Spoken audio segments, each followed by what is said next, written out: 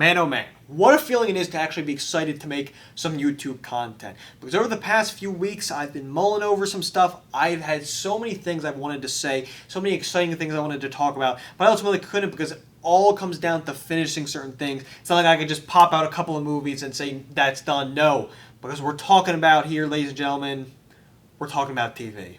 Peak TV. It's a loaded term that gets tossed around a lot, and one day I would love to make a video properly dissecting and defining it, but that's not the purpose of today's video. I bring up the term peak TV because in the past week I read an article on how John Landgraf of FX said that 2022 will be the peak year of peak TV, and now the floodgates have opened. I've seen multiple articles on this topic. There's no more good TV on anymore. Doomsday is upon us. It's all over for TV.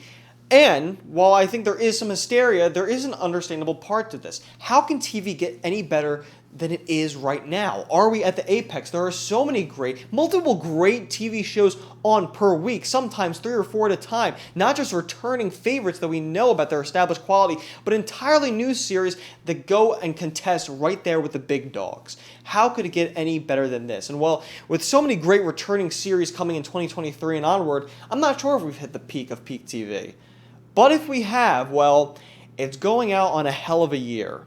The Bear is so fucking good. It's not just a showcase of everything great going on at FX right now, but everything great going on in TV itself. You may have heard The Bear being described as the show of the summer, or Uncut Gems in the Kitchen, and the first title, totally deserving. It's not just the show of the summer, it's the current best TV show of the year. However, I think Uncut Gems in the Kitchen sells The Bear a little short. While I don't mean to undermine at all how tense and exhilarating The Bear can be at times, I think what really sets it apart from other shows is its detail. There are so many tiny details to obsess over, but some of my favorites here just include Carmy eating a PB&J sandwich when he comes home, even though he can cook up the most extravagant of dishes. Richie using the term digest. He's having a hard time digesting. The food critic praising Sydney just for the sake of a food pun in an already chaotic episode that has so many things going on and still has that little detail. What about Sydney having the poster of Speed in her room? Not just an unorthodox pick, but just something that makes sense also on a deeper level because all she does is live and thrive in a high-octane environment. And yet now those shoutouts feel completely inadequate because every scene of the show functions like this. Every scene is chalked with tiny character moments in an era when even the best television shows telegraph character beats from miles away. They put all the detail at the forefront and explain every emotion and insight, whereas The Bear meticulously peppers smaller yet still crucial moments and lines of dialogue in small visual cues. But you have to be actively paying attention to take it all in. That's the main point, that The Bear sometimes requires intensely focused viewing or even repeated viewings to digest every single aspect of the show. Sometimes The Bear isn't even trying to bury crucial things as much as it is trying to sneak in either fun details about the character, like the case with Sydney and the Speed poster, or funny jokes you wouldn't hear the first time, like the exchange between Cicero and Richie.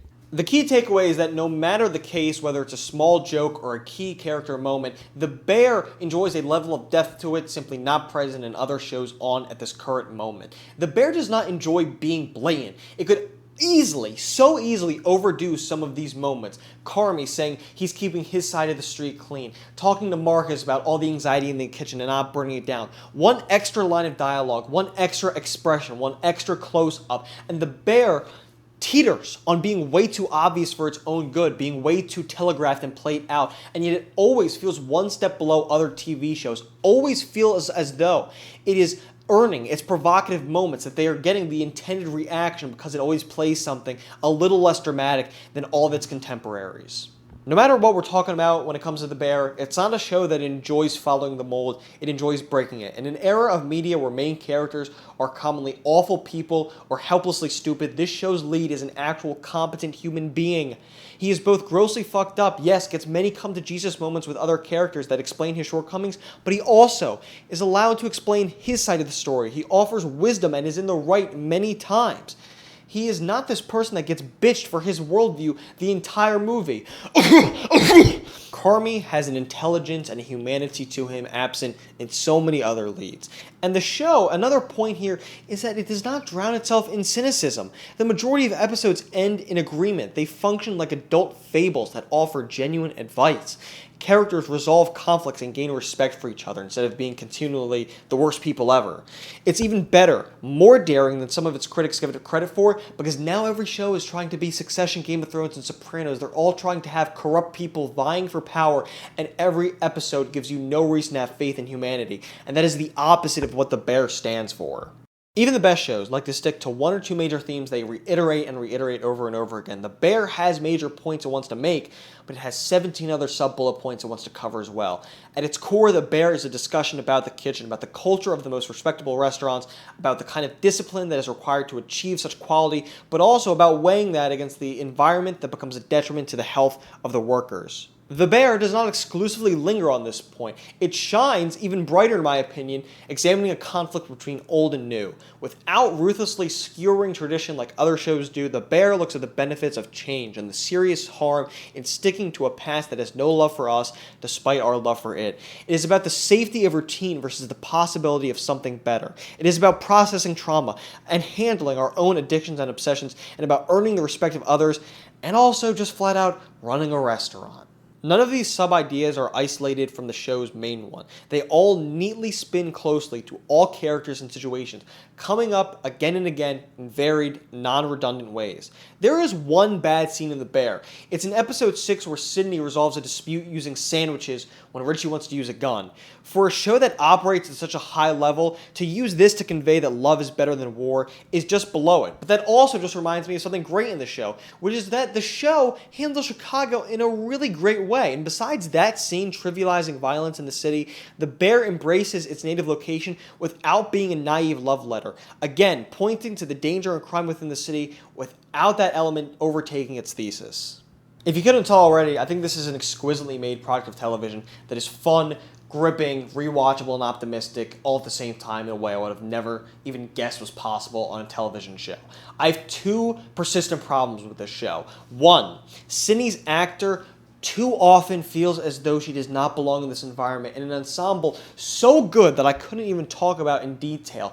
This cast fits so perfectly into the roles it doesn't even feel like they're acting, and far too often, even though they're immersed, Sydney for me breaks my immersion so often because they all feel like chefs and she sticks out as an actor. Like she's trying to act in this role and she's trying to lecture about the misfortunes that fall upon her in the kitchen, and it doesn't work with people that work so well with each other and have such exceptional chemistry. And it's so unfortunate that when you hear her in conversations, you're like, damn, that is an actor. That is not a character. And that's unfortunate for me. And the second is that Carmy's sister sometimes really is just there to lecture Carmy as opposed to being an actual human being. I think the show largely strays away from this, but again, she really is more of a plot device than a character for much of this season. But who knows? Maybe The Bear is able to improve that in season 2. Does The Bear need a second season? No, it does not.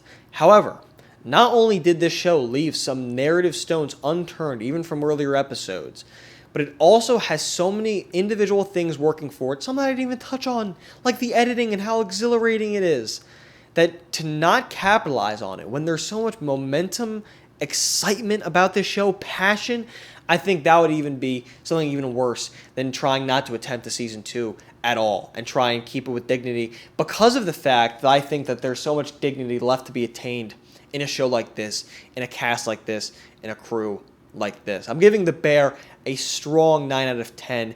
It is a must-watch for anyone who is a fan of movies, TV shows this year, and it is an example of what peak TV can offer.